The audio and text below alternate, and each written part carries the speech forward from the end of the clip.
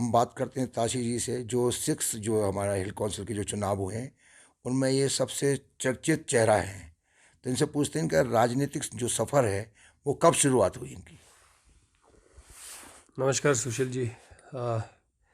मैं अपना थोड़ा परिचय आपका अपने राजनीतिक करियर के बारे में आपको थोड़ा सा बताऊं तो मेरा जो शुरुआती जो पॉलिटिकल करियर जो रहा है वो 2008 में रहा है। 2008 में जब मैं अपना एलएलबी दिल्ली यूनिवर्सिटी से कर रहा था, तो उन्हीं दौरान जो है मुझे पीडीपी की तरफ से एक ऑफ़र आया कि आप 2008 के चुनाव में अगर आप कंटेस्ट करना चाहते हैं तो वो मुझे कह रहा था कि हम आपको मैंडेट देना चाहते हैं, क्योंकि वो किसी युवा को ढूंढ रहा है जो पीडीपी को लद्दाख में और लेह में खासकर रिप्रेजेंट करे उनको। तो जी 2008 में फिर इसी तरह मेरा एक पॉलिटिकल सिलसिला शुरू हुआ।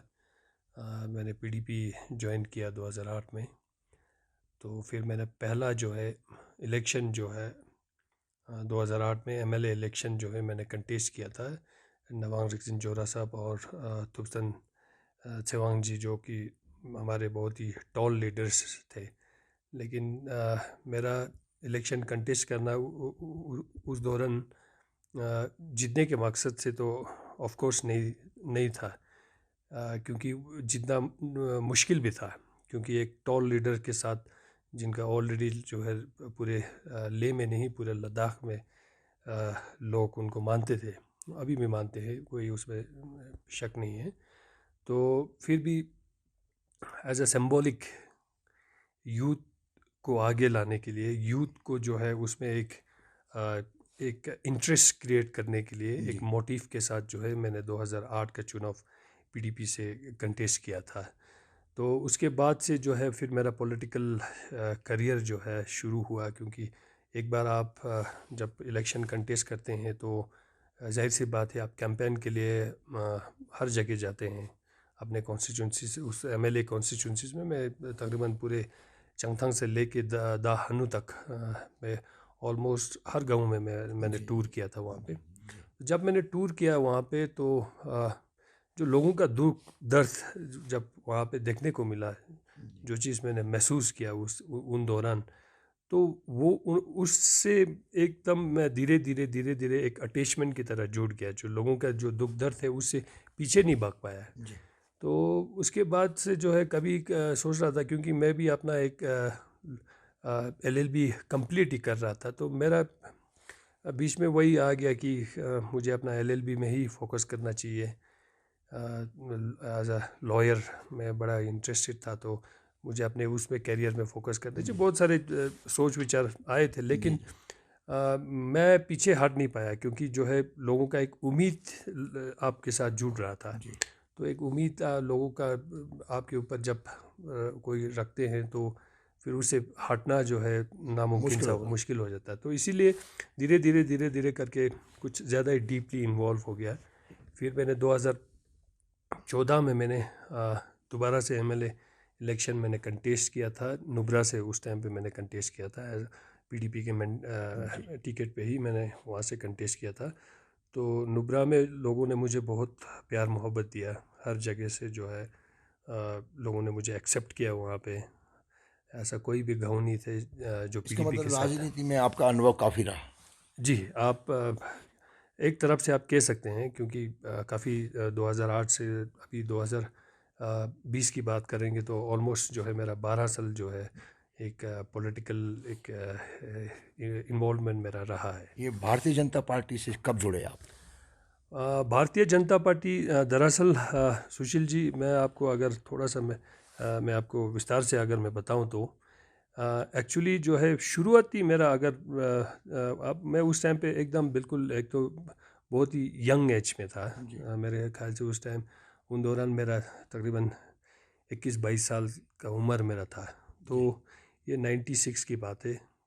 96 में ही मैं बीजेपी का ही एक हिस्सेदार था यहाँ पे। जी जब मैडम स्पल्जिस जी ने यहाँ से पार्लियामेंट इलेक्शन कंटेस्ट किया था, असेंबली इलेक्शन भी कंटेस्ट किया था, तो हम उनके साथ जुड़ा हुआ था। तो उस टाइम पे भी जो है बीजेपी के साथ जुड़े जब उनके कैंपेन के लिए जो है हमने ऑलमोस्ट लद्दाख के हर क्षेत्र में कैंपेनिंग किया था एज ए आपकी youth leader. Ideology basically BJP जी जी से जी। फिर जुड़ी हुई लेकिन मैं शुरुआती मेरा जो पॉलिटिकल, अगर आप उस हिसाब से, मेरा अभी जो 2008 की बात कर रहा हूँ जब मैंने इलेक्शन कंटेस्ट किया था, लेकिन एज अ पार्ट ऑफ एक पॉलिटिकल पार्टी जो है मेरा 96 से रहा है, वो बीजेपी के साथ था। तो उसके बाद मैंने काफ़ी बीजेपी के साथ एक्टिवली मैंने बहुत सारे काम किया उनके इलेक्शन के लिए, तो लेकिन बेसिकली ग्रेजुअली बीजेपी से के लिए आप नए नहीं थे मतलब। नए नहीं थे। तो एक जो फिर ग्रेजुअली ले का पॉलिटिकल सिचुएशन कुछ चेंज हो गया था। आपको पता है यहाँ पे हर पॉलिटिकल पार्टी डिसबैंड हो गया था 2002 में। तो सभी एक LUTF के बैनर पे आ उसमें गए आ गए थे। सब। तो आ गए तो उस टाइम पे बीजेपी भी जाहिर सी बात है वहाँ पे डिसॉल्व हो गया था। तो उसके बाद तो फिर हमने अपने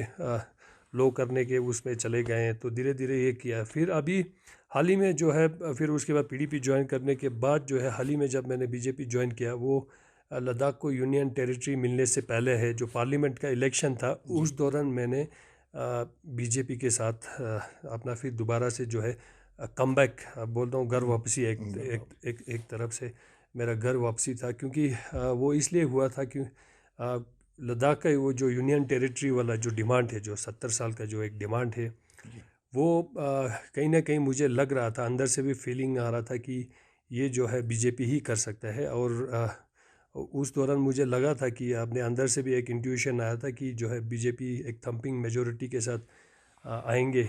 और साथ ही साथ जो हमारा जो संसद, उस टाइम पे संसद के इलेक्शन, अभी तो संसद बने हैं, उस टाइम पे वो इलेक्शन में कंटेस्ट कर रहे थे श्री जमयान सिंह जी। तो उनका भी काम देख के जो है मुझे बड़ा कीनली जो है अंदर से एक फीलिंग आया कि मुझे शायद बीजेपी ज्वाइन करना चाहिए। क्योंकि अल्टीमेटली आपका जो सपना जो है वो यूनियन टेरिटरी का था। तो इसलिए जो है पार्लियामेंट इलेक्शन में जो है 2019 की पार्लियामेंट इलेक्शन में मैंने बीजेपी ज्वाइन किया था। जी जी। जी ये जो हिल कौंसिल के जब चुनाव लड़े, तो आपने कॉन्स्टिट्यूंसी जो चुनाव किया उसका, जी। तो लेह से तो काफ़ी दूर है, फिर वहाँ आपने वो एरिया कैसे देखिए, वो एक्चुअली क्या है, मैं एक्चुअली जो है उसी गांव का हूँ। अच्छा। वनला मेरा गांव है। मेरे पिताजी वनला से ही है, वनला से ही हैं। तो मेरा शुरुआत से जो है मेरा इमोशनल सारा अटैचमेंट तो अपने गांव के साथ होता ही है। बेशक लेह में ही सेटल्ड हैं, बहुत पहले से रहा है, लेकिन गांव के साथ अपना इमोशन जुड़ा था और लोगों का उम्मीद भी था। क्योंकि मैंने काफ़ी काम भी जो है PDP में होते जब से था, तो मैंने अपने गांव में जो है काफ़ी मैंने लोगों का सेवा किया। मैंने बहुत सारे स्कीम्स मैंने गांव में अवेलेबल कराया। जब PDP और BJP के जब हुकूमत आया, तो उन दौरान जो है मैंने वनला में जो है उस टाइम के CM महबूबा जी को रिक्वेस्ट करके मैंने वहाँ पे एक मॉडर्न विलेज भी सेंक्शन कराया था। तो और बाकी जो है ऑलमोस्ट पूरे वनला से लेके जो मेरा पूरा कॉन्स्टिट्यूंसी जो लिंगशत, उसको सिंगल आलोक के नाम से जाना जाता है। तो सिंगल आलोक के हर गांव में जो है, क्योंकि वहाँ पे भी मैंने हर गांव में मैंने टूर किया था, तो वहाँ पे भी वही था कि लोगों को जो है बुनियादी सहूलियत वहाँ अवेलेबल नहीं है, लोग बड़े मुश्किल हालात में जीते हैं। तो उस कारण जो है मैंने अपना एक अपने से जो भी हो सकता था, तो फिर मैंने लोगों का वहाँ पे सेवा किया। तो इस बार का जो जब इलेक्शन, काउंसिल का इलेक्शन था, तो मुझे गांव वालों ने ही मुझे ऑफ़र दिया कि हमें जो है अगर कोई BJP के मैंडेट से अगर कोई कंटेस्ट यहाँ पे करते हैं, तो हमें आप ही यहाँ पे एज अ काउंसलर चाहिए करके। तो उनका वो एक ऑफ़र था यहाँ पे। आप किन मुद्दों को लेके इस बार चुनाव में पहुंचे थे? देखिए, सबसे पहले तो ऑब्वियसली जाहिर सी बात है, जब हम दूर दराज इलाकों के बारे में बात करते हैं, तो वहाँ पे डेवलपमेंट और डेवलपमेंट और डेवलपमेंट ही ज़रूरत है। क्योंकि ये एक तो ये लोकल इलेक्शन भी है। लोकल इलेक्शन में लोकल इंटरेस्ट को ज़्यादा ध्यान देना पड़ता है। क्योंकि लोगों का इश्यूज जो है मेन जो है, उनके अपने गांव के जो मसले होते हैं, उनको साफ़ पानी मिलना, सड़कें, बिजली, लाइट्स, एजुकेशन, ये सारे उनके बेसिक ज़रूरत की चीज़ें हैं। तो इस बार जो है खाली डेवलपमेंट के नाम पे ही इलेक्शन लड़ा है। और लोगों को उम्मीद भी था, क्योंकि BJP से तो आप कुछ ज़्यादा ही उम्मीद लगा के बैठे हैं। क्योंकि उन्होंने जो काम जो अभी पिछले 5-6 सालों में देखने को मिला है वो जो है 70 साल में तो वो अंधेरे में ही थे। जी। तो लोगों का यही था कि अभी वैसे तो काफ़ी डेवलपमेंट उस मेरे इलाके में हुआ है जब से बीजेपी हुकूमत में आया है। वहाँ पे सड़कें जो है हर गांव में पहुँच रहा है, अभी इलेक्ट्रिसिटी हर गांव में पहुँच रहा है। मोबाइल कम्युनिकेशन के लिए जो मोबाइल टावर अभी USOF के स्कीम्स में जो है काफ़ी सारे मोबाइल टावर्स वहाँ पे 2-3 गाँवों में मिला है। अभी सेकेंड फेज़ में MP साहब के रिकमेंडेशन से शायद बाकी गाँवों भी जो है आने वाले दिनों में कवर अप हो जाएगा। तो अब बाकी और जो बेसिक आपके जो नीड्स है वो हमने लोगों को उम्मीद दिया है और लोगों को उम्मीद भी है ये बीजेपी ही कर सकता है। तो इसी यही मुद्दा था कि डेवलपमेंट के नाम पे ही हमने चुनाव लड़ा था। और विपक्ष के पास तो मुद्दा था 6 शेड्यूल, उससे आपने कैसे लोगों को कन्विंस किया जनता को? देखिए ऐसा है सुशील जी, आज के डेट में जनता समझदार है। लोगों को अच्छाई और बुराई के बारे में सब कुछ मालूम है। एक 6 शेड्यूल कोई वो ये नहीं कह रहा हूँ मैं ये पॉलिटिकल प्रोपोगंडा है। लोगों का एक जेन्यून एक एस्पिरेशन है, लोगों को एक चिंता है यूनियन टेरिटरी के बनने के बाद जो है जो हमारे जो लैंड प्रोटेक्शन, जॉब प्रोटेक्शन, या ज़री से बात है हर जगह पे होता है। तो एक वही था, लेकिन इसको जो है जिस तरह से जो है अपोजिशन ने इसको जो है एक पॉलिटिकली मोटिवेटेड एक मुद्दा बनाने की कोशिश किया था, लेकिन वो जो है लोग ने बाय नहीं किया उस चीज़ को, क्योंकि लोगों को पता था जो सरकार अगर लद्दाख को 70 साल का डिमांड जो है पूरा कर सकता है, यूनियन टेरिटरी के रूप में लद्दाख के लिए एक तोहफा दे सकता है, तो ये 6 शेड्यूल हो, आपका कॉन्स्टिट्यूशनल सेफ गार्ड जिसमें आपका ज़मीनी लैंड प्रोटेक्शन, जॉब प्रोटेक्शन, ये सारा तो मेरे ख्याल से बिल्कुल एक छोटी सी बात है। लेकिन ये मेरे ख्याल से मैं आपको एक चीज़ बताना चाहता हूँ, ये वैसे इन चीज़ों पे जो है हमारे सांसद जी, हमारे जामिया सिंह नमग्याल जी ने पहले ही चर्चा किया था और हमारे सारे सेंट्रल लीडरशिप से उनका बातचीत रोज़ चलता था और उनको अश्योरेंस भी दिया गया था कि आपको सब प्रोटेक्शन देंगे। लेकिन इस बार अनफॉर्चुनेटली कोविड आया, कोविड में गवर्नमेंट का प्रायोरिटी शिफ्ट हो गया, थोड़ा चीज़ों को करने में थोड़ा सा डिले हो गया, तो इसलिए जो है उसको थोड़ा सा अपोजिशन ने सोचा होगा इस चीज़ को थोड़ा सा इनकेश करने की कोशिश करेंगे क्योंकि इलेक्शन सामने था। लेकिन आपको अभी जो जिस हिसाब से बीजेपी को जो मैंडेट मिला है, तो आपको पता है लोगों ने उस चीज़ को बाय नहीं किया है। लोगों को उम्मीद अभी भी बीजेपी से, और आने वाले दिनों में कोई भी जो प्रोटेक्शन अगर लद्दाख को दे सकता है तो वो बीजेपी ही दे सकता है। ये केंद्रीय मंत्रियों का आना लद्दाख में, ये चुनाव में काफ़ी फायदेमंद रहा आपकी नज़र में? जाहिर सी बात है, जब कोई भी मिनिस्टर आता है तो उससे तो आपको फ़ायदा मिलता है और मिनिस्टर्स आना भी चाहिए। लोग जब हमारे मैं तो संसद जी, हमारे जो स्टेट प्रेसिडेंट का धन्यवाद करना चाहता हूँ कि उन्होंने इतने कम समय में भी वहाँ से हमारे सेंट्रल लीडरशिप से बात करके यहाँ पे जो है अलग अलग मिनिस्टर्स को लाया और उनको ऐसे ऐसे गाँव में उन्होंने कैंपेन कराया। बेसिकली वो कैंपेन से ज़्यादा उनको उस लोगों के उस प्रॉब्लम से फेमिलियर कराना था। तो उस चीज़ से जो है बहुत सारे इलेक्शन के फ़ायदा के लिए नहीं है, लेकिन लद्दाख के जो एक अंडरस्टैंडिंग जो है उन्होंने जो मिनिस्टर्स को करा है, एक बेसिकली एक इंट्रोडक्शन टू द रूरल्स के जो प्रॉब्लम्स है उनसे जो है उन मिनिस्टर्स को उन्होंने कहते हैं पहले फेमिलियर लोग कराया। गाँव में नहीं जाते थे। बिल्कुल, ये पहली बार है कि लोग जी। सेंट्रल मिनिस्टर गाँव जाके दौरा किया। बिल्कुल, वही मैं इसीलिए कह रहा हूँ, जो हमारे जो आपसे देखिए, हमारा जो स्टेट प्रेसिडेंट बड़ा युवा जो है, आपने अभी देखा होगा जो है, ऐसे कोई भी गाँव नहीं है जहाँ वो नहीं पहुँचे हैं। जहाँ 7-7, 8-8 घंटा चलना पड़ता है, ऐसे गाँव में भी टूर किया है। तो उनका भी यही एक मोटिव हमेशा से रहा है, क्योंकि जो है बीजेपी का जो मेन मुद्दा जो है, हमने जो है ग्रास रूट लेवल से जो है लोगों को ऊपर उठाना है। तो इसलिए जो है उनका एक क्लियर कट एक इंटेंशन रहा है कि जो है इलेक्शन कैंपेन के साथ साथ जो है वो जो है मिनिस्टर्स को जो है उन गाँवों के प्रॉब्लम से फेमिलियर कराएंगे और वो जो किस मुश्किल हालात में जो लोग यहाँ पे बैठते हैं उनसे जो है उनको जो है थोड़ा सा इंट्रोडक्शन कराना था। जब आपने चुनाव के बारे में सोचा और फिर आपको टिकट मिला, फिर आप चुनाव मैदान में गए, तो आप आश्वस्त थे कि आपकी जीत पक्की है? देखिए, कोई भी जब चुनाव लड़ता है तो वो ऑब्वियस जाहिर सी बात है, वो कॉन्फिडेंट होता ही है कि मैं तो जीतने के लिए, सभी जो है जीतने के लिए लड़ता है। लेकिन मेरे साथ जो है थोड़ा मेरे लिए एडिट एडवांटेज ये था कि पिछले 5-6 सालों में मेरे इलाके, मेरे कॉन्स्टिट्यूंसी में काम हुआ था, और हमारे जो सांसद जी ने भी वहाँ पे काफ़ी सारे टूर किया, वहाँ पे काफ़ी सारे, वहाँ पे उन्होंने स्कीम्स को वहाँ पे सैंक्शन किया। स्पेशली मैं अभी आपको बताता हूँ वो मोबाइल टावर का, तो मेरे लिए थोड़ा सा एडिट एडवांटेज था, इसमें कोई शक नहीं है। लेकिन बाकी मैंने भी अपने हिसाब से पूरा मेहनत किया, हर गाँव में मैंने टूर किया, लोगों को अंडरस्टैंड किया, कराया जो है कि बीजेपी क्या कर सकते हैं और बीजेपी ने क्या किया है। और बाकी मैंने आपको पहले भी बताया, क्योंकि लोगों ने ही मुझे चुन के वहाँ पे ले गया, तो इसलिए जो है लोगों का एक उम्मीद पहले से बना हुआ था। इस बार देखा गया कि ये पार्टी में, भारतीय जनता पार्टी में अलग अलग पार्टियों से लोगों के आने का दौड़ लगी थी, जी जी जी। ज्वाइन करने की। इस चुनाव में जब वोटों, अपना टिकट बंटवारे में, इसमें कुछ उसको लेके कोई प्रॉब्लम आई? देखिए ऐसा तो नहीं है। हाँ, कुछ जगहों पे जो है कुछ लोग नाराज़ हुए थे। पार्टी तो आपको पता है, बीजेपी एक आज की डेट में एक बहुत बड़ा एक ऑर्गेनाइजेशन है, जी। और लद्दाख में भी जो है ऑलमोस्ट आप ले की बात करेंगे तो हर जगह बीजेपी ही छाया हुआ है। तो लोगों का यही है कि लोग जुड़ रहे थे बहुत बीजेपी के साथ, क्योंकि एक तो बीजेपी के साथ बहुत उम्मीदें लगा हुआ है। तो उस कारण जो है बहुत सारे लोग बीजेपी में जुड़े, गांव के गांव जो है बहुत सारे, जैसे आपने तुर्तुक की बात करेंगे, वहाँ से पूरे गांव का गांव जो है बीजेपी के साथ जुड़ा हुआ था।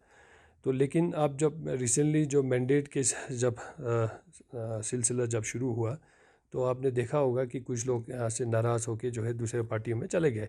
लेकिन वो इसलिए है कि देखिए, एक तो जो है मैंडेट आपको पता है, हमारा जो प्रोसेस जो रहा है, मैंडेट जो है पब्लिक के एक ओपिनियन। ओपिनियन के हिसाब से जनरेट होता है। और ऐसा नहीं है कि अगर कोई पार्टी का कोई सीनियर लीडर है लेकिन उसके साथ पब्लिक का कोई पीछे से सपोर्ट नहीं है, तो वो ज़बरदस्ती जो है उनको जो है फील्ड में धकेलना जो है एक ब्रीच ऑफ ट्रस्ट जो लोगों के साथ होता है, वो उस हिसाब से है। तो हमारा यही से क्लियर कट रहा है। मैंडेट के टाइम पे हमने काफ़ी सेंसिटिव के साथ हमने काम किया, तो लोगों का, कुछ लोगों का एंटी इनकम्बेंसी फैक्टर था, तो उन चीज़ों को जहन में रख के जो है पार्टी ने यही डिसीज़न दिया था कि जो है किसी और को जो है जो कैपेबल है और जिसके साथ जो है जो हमारे जो ग्रास रूट लेवल पे जो कार्य करता है, उनका जो सोच विचार है, जो उन्हीं के रिकमेंडेशन से हमने मैंडेट दिए थे। यदि पार्टी आपको सीईसी की जिम्मेदारी सौंपती है, जी।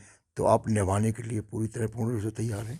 देखिए, मैंने आपको पहले ही दिन आपको जब जीतने के बाद आपने मेरा जब इंटरव्यू किया था, तो मैंने आपको उसी दिन भी आपको बताया था कि देखिए, पार्टी जो भी निर्णय देता है, जो भी हुक्म देता है, वो सर आँखों पे है और सर आँखों पे निभाएंगे। तो जो भी पार्टी जो मेरे लायक जो भी कुछ अगर वो सोचता है तो मैं इस काबिल हूँ, तो मैं आपको यही बोलूँगा कि मैं सर आँखों पे जो है हर हर उम्मीदों पे खड़ा उतरने का मैं कोशिश करूँगा।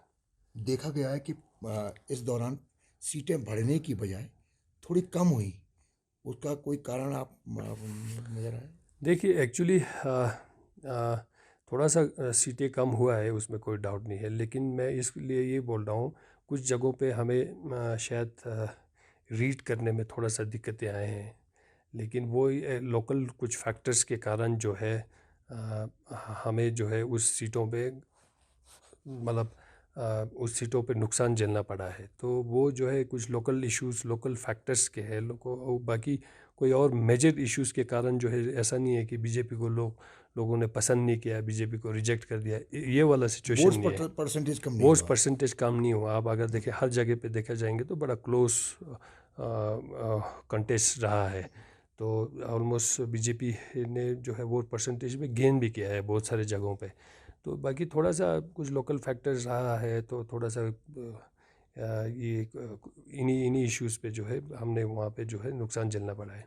पार्टी के जो सीनियर लीडर थे, एक्स एमपी या दोरजे साहब, इनका पार्टी के साथ में ना जुड़ना, सीट कम करने की दिशा में उनका कुछ रोल रहा होगा इसमें?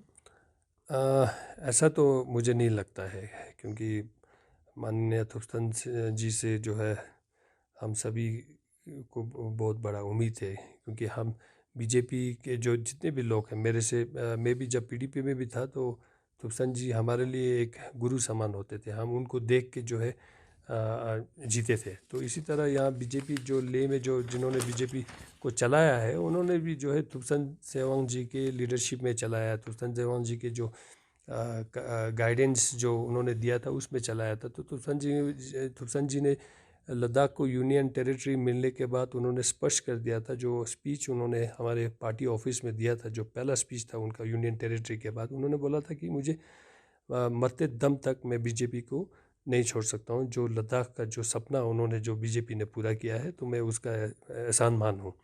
तो ऐसा कोई भी हमें कहीं से भी देखने को नहीं मिला कि उन्होंने पार्टी के लिए कोई एंटी कैंपेन किया है। तो लेकिन ये जो जितने भी जो नुकसान हुआ है, कुछ जगहों पे हमने हमारे अपने गलतियों के कारण हुआ है, कुछ जगहों पे जो है कुछ लोकल फैक्टर्स इन्वॉल्व हो गया था, उसके कारण जो है हमें नुकसान झेलना पड़ा है। कुछ क्षेत्र में तो आपने बहुत अच्छी परफॉर्मेंस रही, नोबरा है, जी दूसरा है चांगथंग एरिया है, जी जी पर जो अपर ले, लोअर ले, खलसी, ये जो जो पूरी बेल्ट है, ये जी लेह जी के आसपास, जी जी। यहाँ परफॉर्मेंस इतनी अच्छी क्यों नहीं रही, क्या कारण है? बेसिकली देखिए, अभी अपर लेक की बात करेंगे हम, तो वहाँ क्या हुआ है, विद इन पार्टी कुछ लोगों ने जो है मैंडेट को लेके जो है वो पार्टी से रिवोल्ट करके चले गए हैं।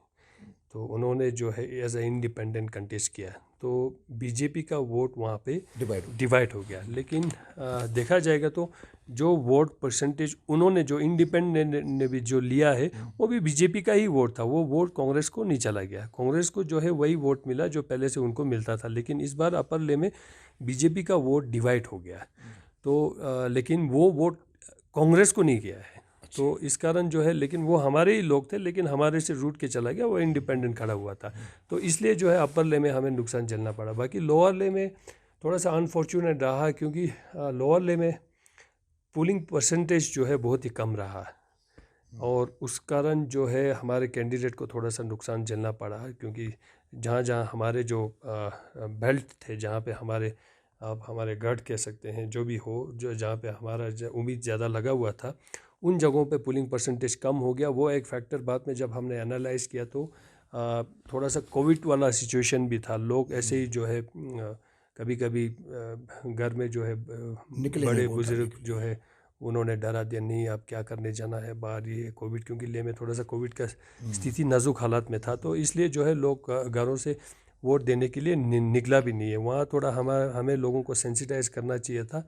वो चीज़ें उसमें थोड़ा सा हमने कमज़ोरी, वहाँ पे हमारा कमज़ोरी रहा। हमने कांग्रेस के जो प्रेसिडेंट हैं उनसे पूछा कि क्या कारण रहा, यहाँ पे 26 पार का जो नारा था वो बीजेपी पूरा नहीं कर पाई।